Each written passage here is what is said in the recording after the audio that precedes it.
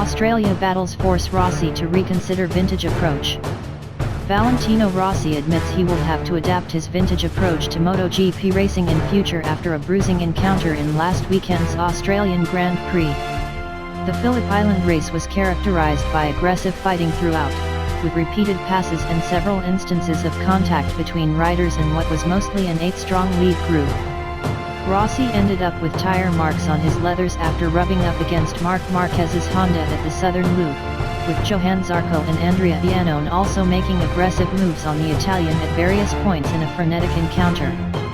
The Yamaha rider, who wound up finishing second behind Marquez, reckons that he will have to adjust his approach from now on to remain competitive in light of events at Phillip Island. He said that he will need to forget the unofficial rules of engagement that once governed how MotoGP riders approached wheel-to-wheel racing. "Now you need another approach," said Rossi. "I probably have to forget the way I used to race a few years ago. Getting angry doesn't achieve anything. There are some rules to follow and the first of these would be to not run into each other, but maybe I'm wrong. Maybe I'm a bit vintage, but I have to adapt. Today I was also very aggressive, so I am not one to talk.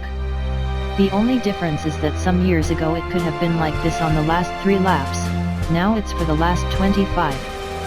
While Rossi has criticized Zarco in particular for aggressive riding this year, the Italian felt nobody crossed the line in Phillip Island, acknowledging such elbows-out riding is now part of the game.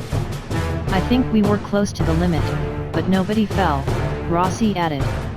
"Many things can be said, but at the end of the day this is what makes the difference. I think we are correct to be aggressive up to a certain point and today was a great race, even if I had to trade paint with Iannone and Zarco, and maybe take a couple of hits from Marquez. It's part of the game. Otherwise you need to stay at home."